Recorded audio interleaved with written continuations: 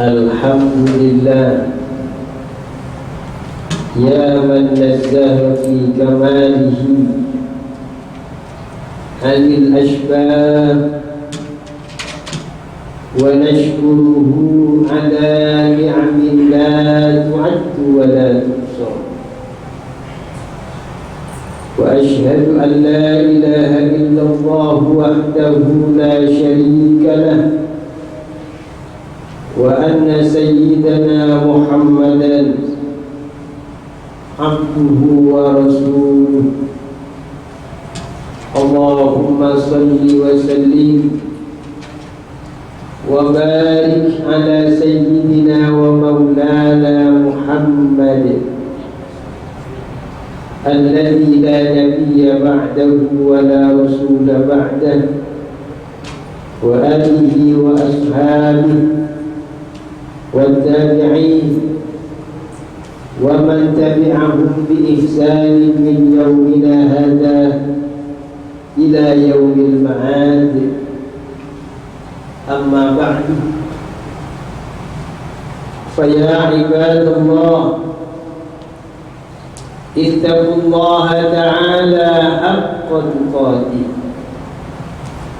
كما قال الله تعالى في كتابه الكريم: Bismillahirrahmanirrahim. Ya ayyuhalladzina amanu ittaqullaha haqqa tuqatih wa la tamutunna illa wa antum muslimun.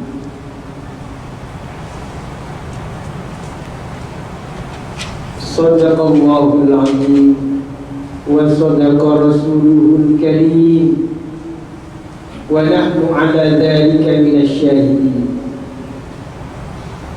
Saudara-saudaraku jamaah Jumat yang dimuliakan Allah Subhanahu wa ta'ala, mari kita bersama-sama mentafakuri, merenungkan betapa hebatnya Gusti Allah Subhanahu wa ta'ala yang telah menjelmakan kehendak dan kekuasaannya di dalam diri kita. Ada yang senang berjalan, ada yang senang main judi, ada yang senang ke laut, ada yang senang mendaki ke gunung, dan seterusnya dan seterusnya.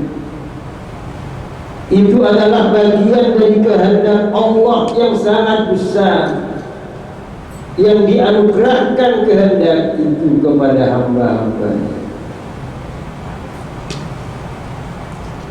Dan itu adalah bukti tanda bagi orang-orang yang punya penglihatan hati. Inna fi ikhtilafil laili wan nahari la ayatin li ulil absar.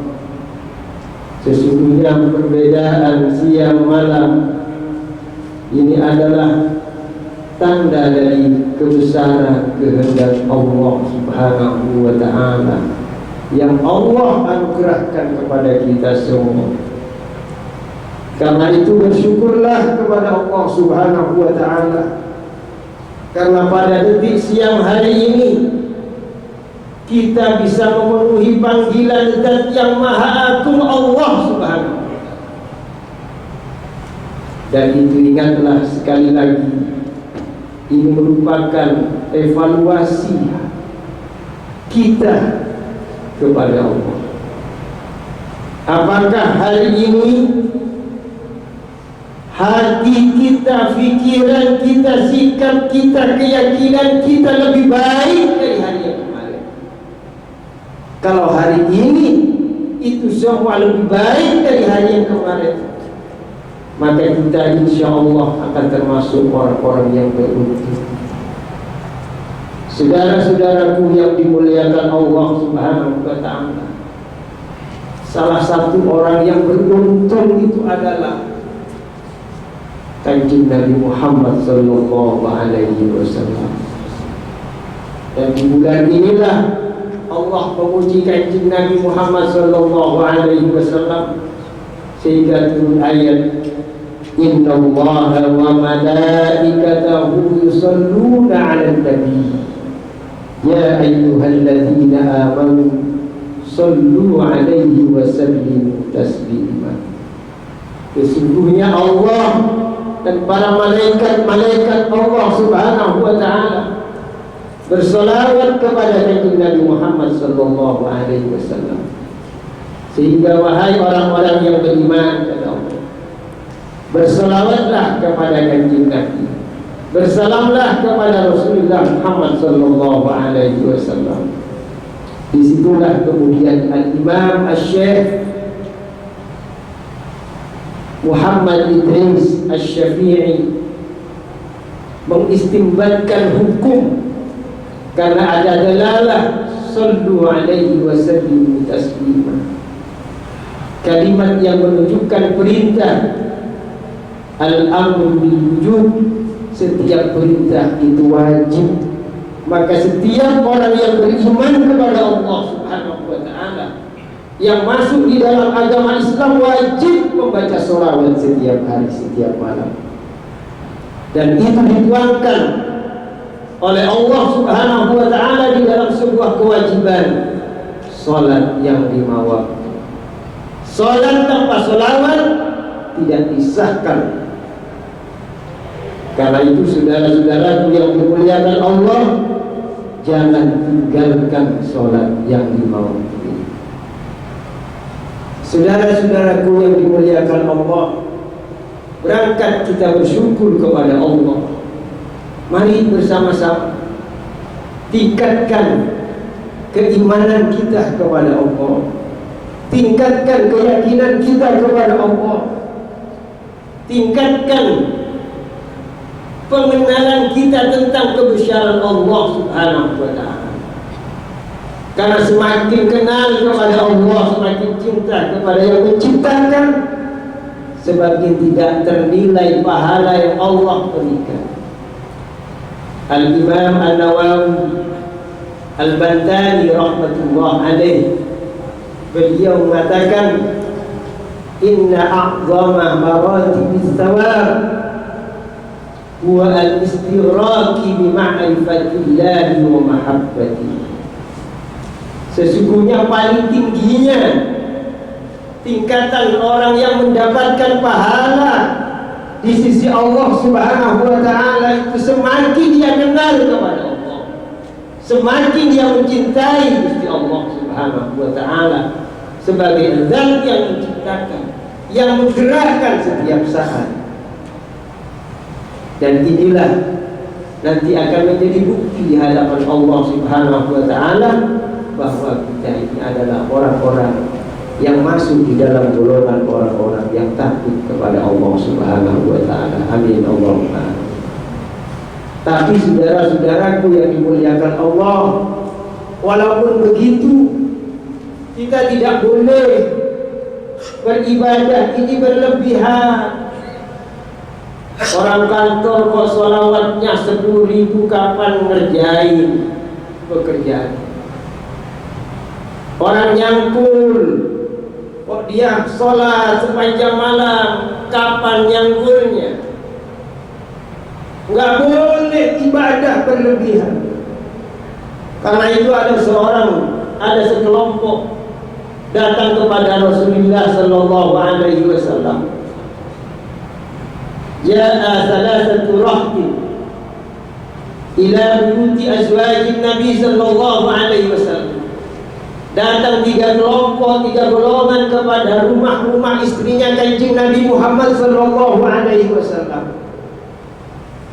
3 kelompok ini ingin tahu seperti apa ibadahnya kanjeng Nabi, seperti apa sujudnya Rasulullah, seperti apa istighfarnya kanjeng Nabi Muhammad sallallahu alaihi wasallam. Akhirnya ketika sampai di dalamnya istri-istrinya kanjeng Nabi diberitahu. Ketika diberitahu apa yang terbesit di dalam pikiran dan benak para golongan itu, taqalluha, Ternyata ibadahnya Kanjeng Nabi itu sedikit ya. Padahal Kanjeng Nabi itu oleh Allah manusia yang diistimewakan, manusia yang bebas dari kesalahan, diampuni dosa yang telah dahulu dan yang akan datang. Tapi kok ibadahnya sedikit sekali. Aku berpuasa sepanjang masa, bahkan aku tidak berbuka. Aku bersolat sepanjang malam, tidak pernah henti-henti.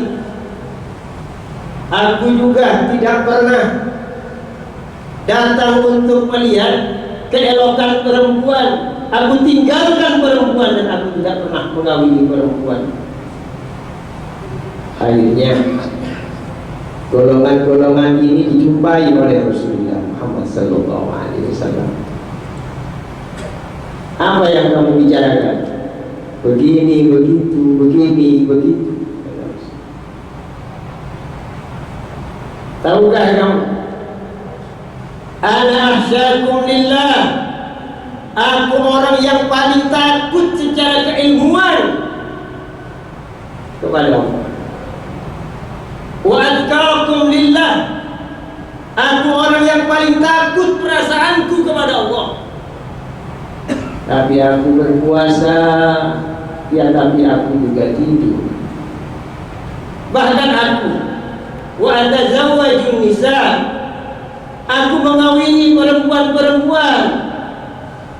Kalau tidak dikawin perempuan, siapa yang akan mendapatkan keturunan? Masya Allah. Ini syariatnya Kanjeng Nabi Muhammad SAW. Lalu Kanjeng Nabi berkata, "Faman raghiba an sunnati falaysa minni."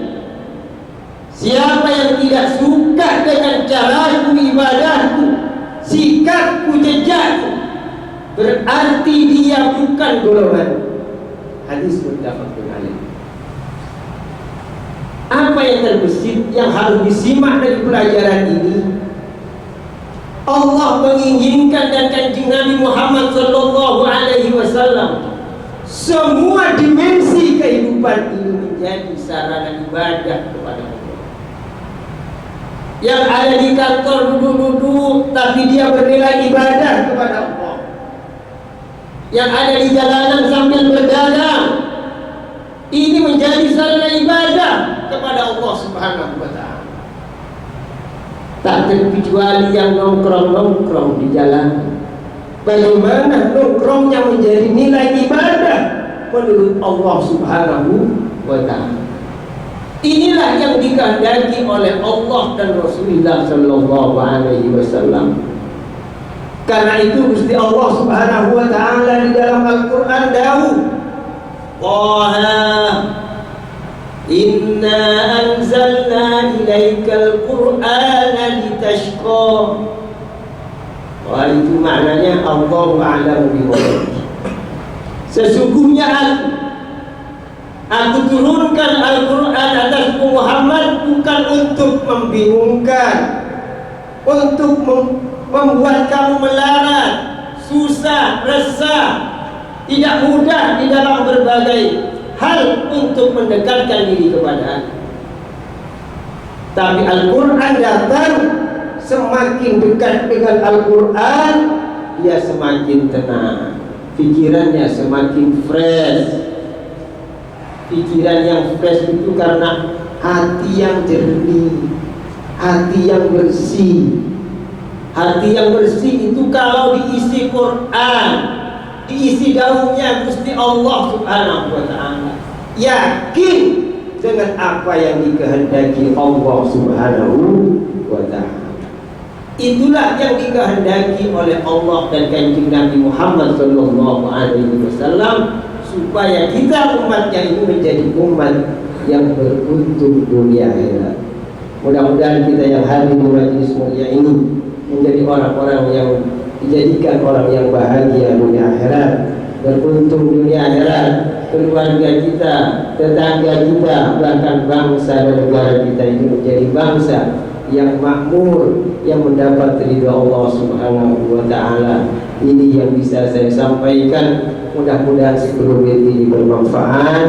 Hadanallahu wa iyyakum. Inna ahsanal kalami wa abyanal nizam kalamullahil malikil allam. Wallahu subhanahu wa ta'ala yaqul wa biqaulihi yahtadil muhtadun. A'udzu billahi minasy syaithanir rajim. Bismillahirrahmanirrahim. Wasbir nafsaka ma'al ladzina yad'una rabbahum bil ghadati wal 'ashyi yuriduna wajhah wa la ta'du 'aynaka 'anhum turidu zinatal hayatid dunya wa man awfalna qalbahu 'an dzikrina wattaba'a hawahu wa kana amruhu furqa. Barakallahu li wa lakum bil Qur'anil 'azim wa nafa'ani wa iyyakum bima fihi minal ayati wad dzikril hakim. Aqulu qawli hadza wastaghfiruhu innahu huwal ghafurur rahim.